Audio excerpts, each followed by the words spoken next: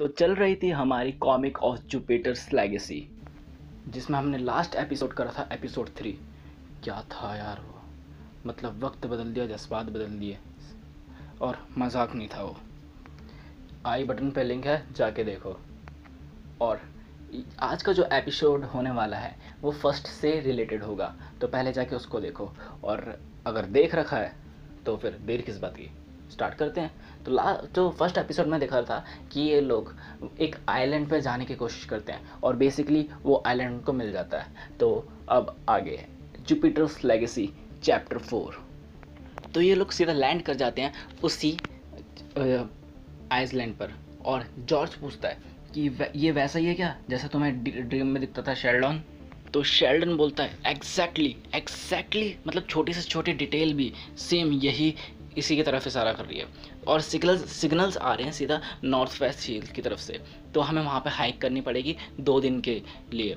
और तो हमें है ना वो श्योर करना पड़ेगा कि हमारे पास इनफ वाटर है या नहीं है। और फिर वो बोलता है कि मुझे थोड़ा डर लग रहा है, हमें ना हम में से एक बंदे को यहीं पे शिप पे रहना चाहिए। ये सेफ़ लग रहा है बट हो सकता है कि ये सेफ़ ना हो और हमारे पास और कोई रास्ता भी नहीं होगा वापस घर जाने का। तो शायद वॉल्टर बोलता है कि कुछ नहीं यार, सब ठीक है, अगर एक बार हमें पावर मिल गई तो हमको शिप की भी ज़रूरत नहीं है। तो वो बोलता है कि मैं नर्वस हूँ यार थोड़ा सा कि हमको वो चीज़ मिलेगी भी या नहीं।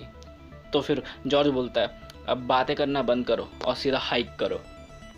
उनको ये पता नहीं था कि वो लोग किस पे चढ़ाई कर रहे हैं जब तक उनने चढ़ाई चालू नहीं करी।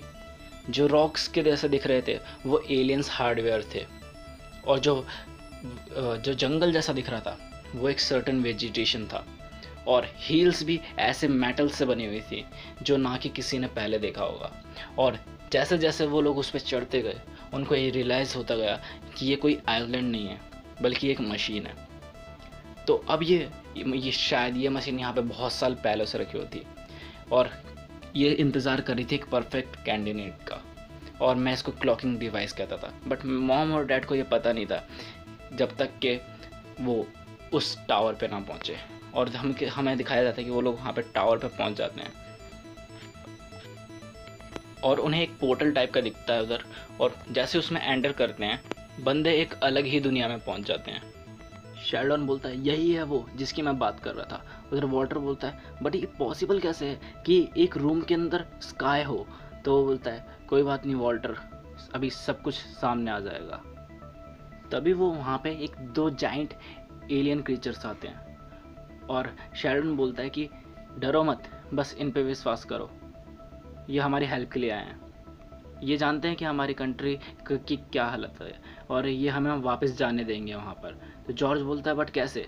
तो वो बोलता है ये हमें पावर देंगे जॉर्ज, और जिससे हम इतने अच्छे हो जाएंगे जितना हमने अपने सपने में भी ना सोचा होगा, बस इन पे विश्वास करो। अब सीधा सीन शिफ्ट होता है ईयर 2022 में, इन दी ऑस्ट्रेलिया। यार 2013 का क्या हुआ यार, इतनी जेन्युइन फाइट हुई थी यार।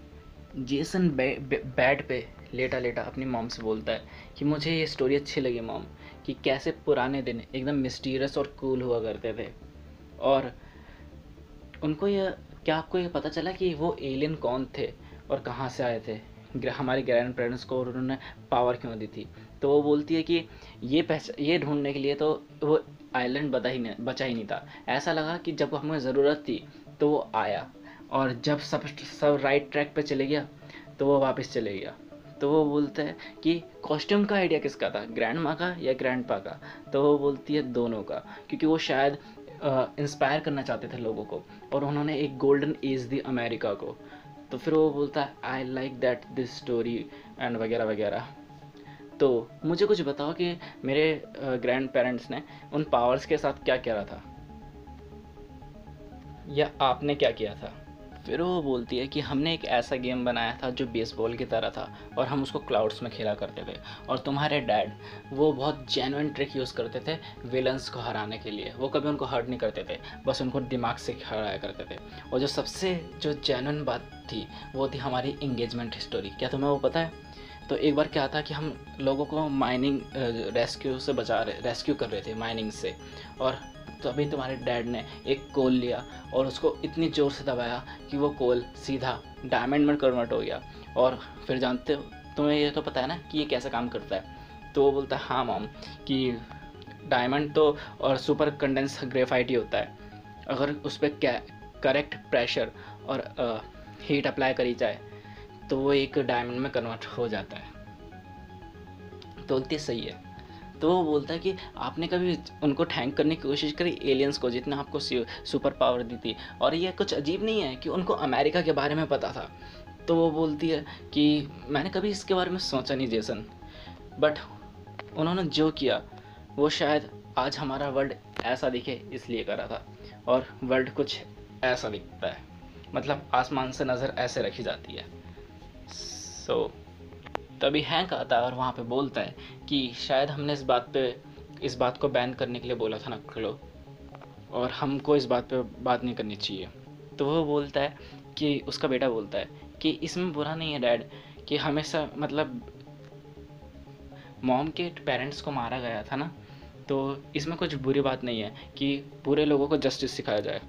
तो वो बोलता है कि बेटा अब हम 3 बचे हैं, बस जस्ट 3 ऑफ अस, तो रियलिस्टिक होना ज़रूरी है हमको, और तुम्हारी मॉम को ये ज़्यादा पड़ता है। तो बोलती है ये सही बोल रहे हैं जेसन कि ब्रैडन और अंकल वॉल्टर ने मेरे डैड को मतलब मेरे पेरेंट्स को किल करा था, और अब उन्हें नहीं पता कि तुम एग्जिस्ट करते हो या फिर हम कहाँ पे छुपे हुए हैं। तो बस जो रीज़न है वो यही है बस।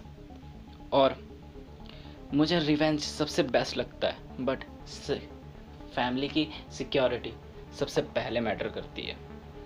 तो फिर वो बोलता है, हैंक बोलता है कि कोई बात नहीं बेटा, उनको आखिर में उनके किए की सज़ा ज़रूर मिलेगी, हमेशा मिलती है। तो वो बोलता है कि अब सो जाओ, तुम्हें सुबह सॉकर मैच के लिए जाना है। तो अब अगली सुबह देखते हैं हम कि नेक्स्ट डे स्कूल में उसका मैच होता है। वो कर सकता था कि बहुत सारे गोल कर सकता था, बट उसके मॉम डैड ने उसको बोला होता है कि ज़्यादा गोल ना करे, जिससे वो अंडर रेडार ही रहेगा, ज़्यादा किसी की नज़रों में नहीं आएगा। अब पेरेंट टीचर मीटिंग में भी यही बात हो रही होती है कि बहुत बंदा जेन्युइन है और लिटरली बहुत जेन्युइन स्टडिंग करता है, और बाकी सब भी वेल है। अब सीधा सीन शिफ्ट होता है, तो 2 बच्चे जेसन को बुली कर रहे होते हैं। तभी वहाँ पे डैड आते हैं और उन दोनों को भगा देते हैं, और वो उससे बोलता है कि मैंने सही करा ना डैड, मैंने उनसे लड़ाई नहीं करी। तो बोलता है चलो अच्छा करा, चलो अब आइसक्रीम खाने चलते हैं। सुपर हीरोज़ ने पूरे अमेरिका को कंकर पत्थर कर लिया था, कंकर कर लिया था, सॉरी भावनाओं में बह जाता हूँ। कैटास्ट्रॉफिक कुछ ज़्यादा ही बढ़ चुकी थी अमेरिका में, जिसका इम्पैक्ट हम यहाँ तक ऑस्ट्रेलिया में भी फील कर सकते थे। तो ये अपने डैड से पूछता है कि डैड, आप हमेशा अपनी पावर रोड अपने पास क्यों रखते हो, और कभी किसी कॉप ने आपको सर्च किया तो वो बोलता है कि खतरा बहुत ज़्यादा बड़ा है बेटे, तो मुझे अपने आप को डिफेंड करने के लिए कुछ ना कुछ तो चाहिए होगा। तो बोलता है क्या ये सच है कि आपके डैड ने स्क्रैच से बनाई थी, फ्रॉम द स्क्रैच? तो बोलता है हाँ, पापा जॉर्ज ने इसको एक ओल्ड टॉर्च लाइट से बनाया था। अच्छा, ये जॉर्ज का लौंडा है। हाँ, और उनका ये मानना था कि वो उनको बुरा फील होता था कि मेरे पास कोई सुपर पावर नहीं है, तो उन्होंने मेरी रक्षा के लिए ये एकदम स्क्रैच से बनाई थी। और पता नहीं, लोग ये कहते थे कि वो बहुत बुरे मॉन्स्टर थे, बट वो हमेशा मेरे बारे में अच्छा ही सोचते थे। तो वो बोलता है कि ये वियर्ड नहीं है कि वो मॉम के बेस्ट फ्रेंड थे, तो क्यों 2 लोगों ने उनको इतना बड़ा धोखा दिया? तो बोलता है समटाइम यार, कि जो बेस्ट फ्रेंड होते हैं वही हमारे सबसे बुरे एनिमीज़ होते हैं, बट ये तुम्हारे काम की बात नहीं है। तभी वहाँ पे एक पुलिस वाला आता है और लोगों से बातचीत करता है। तो जो हैंक होता है वो उनसे बातचीत करने में लग जाता है। तो जेसन पीछे से एक रास्ता ढूंढ के चेंजिंग रूम में जाता है और वहाँ से सुपर हीरो की ड्रेस पहन के उड़ जाता है। अब ये उड़ता हुआ जाता है सीधा एक टॉर्नेडो साइक्लोन की तरफ, जो मतलब बहुत ज़्यादा बड़ा रूप ले चुका था और जहाँ पे लोग बहुत ज़्यादा फंसे हुए थे। और वो जाता है सीधा उसके बीच में और एक लाइटनिंग स्ट्राइक कर देता है। स्ट्राइकिंग की वजह से एकदम टॉर्नेडो ख़त्म हो जाता है और सीधा बारिश के रूप में बरस जाता है। अब जब सबका ध्यान उसकी तरफ होता है तो फिर वो जल्दी जल्दी भाग के आता है, अपनी ड्रेस चेंज करता है और वापस अपने डैड के पीछे खड़ा हो जाता है। और उसका डैड बोलते हैं कि ये बड़ा अजीब नहीं है, ये बहुत अजीब चीज़ है जो मैंने अपनी ज़िंदगी में देखी होगी, कि एक थंडर क्लाउड कहीं से आया और गायब भी हो गया। तो बोलता है फ्रैकी, हाँ, वो बोलता है देखो यही वो बात थी जो मैं तुम्हारी मॉम को समझाना चाहता था कि सुपर हीरो हमेशा सोचता है कि हर चीज़ में उनको अपनी नाक घुसाना ज़रूरी है, बट नेचर अपने आप का कोई ना कोई एक रास्ता ढूंढ ही लेती है। तो वो बोलता है कि मैं आपसे अग्री नहीं हूँ डैड। तो बोलता है चलो अब घर चलते हैं, अभी तुम्हें अपना होमवर्क भी करना है। अब सीधा सीन शिफ्ट होता है वॉशिंगटन डीसी में, सीधा वाइट हाउस के पास में, जहाँ पे बहुत सारे लोग राइट्स पे उतरे होते हैं। तो वॉल्टर बोलता है कि ब्रैडन खिड़की से दूर हट जाओ, ये लोग इग्नोर करो इन इडियट्स को। हाँ, ये लोग अपनी सुपर पावर का यूज़ करो।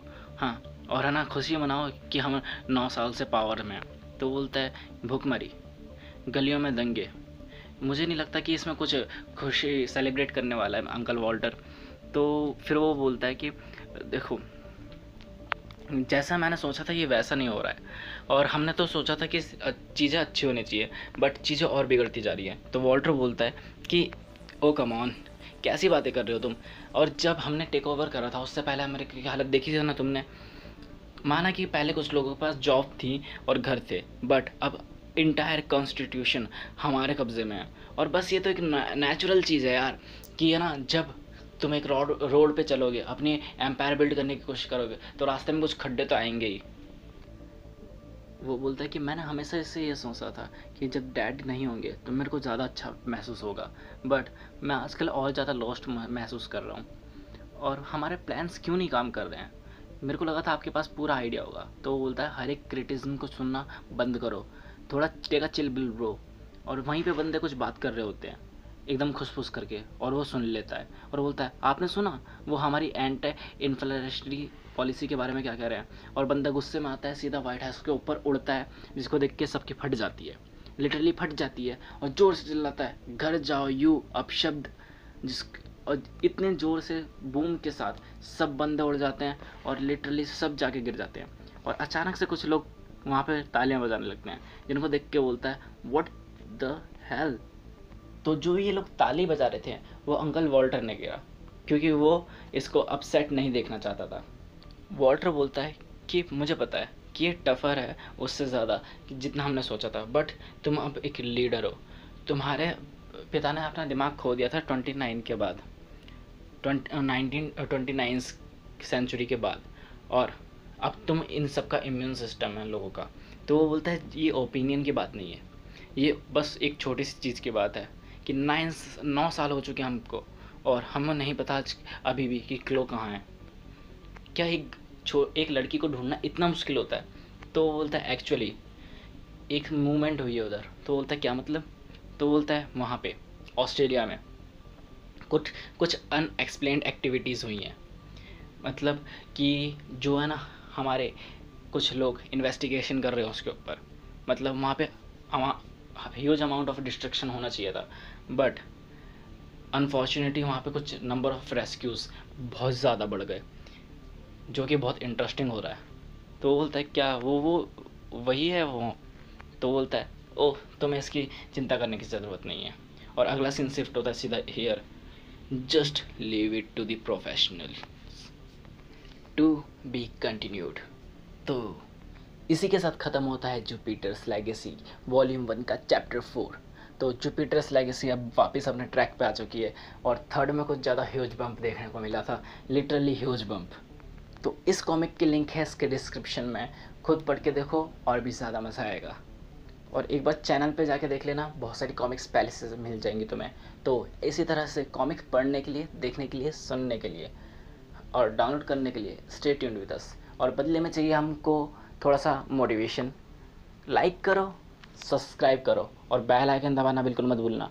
और कमेंट करो जैसा भी लगा हो, जो भी लगा हो, या फिर अगली कॉमिक्स किस चीज़ पर चाहिए वो बताओ।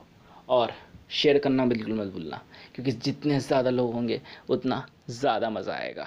बाय।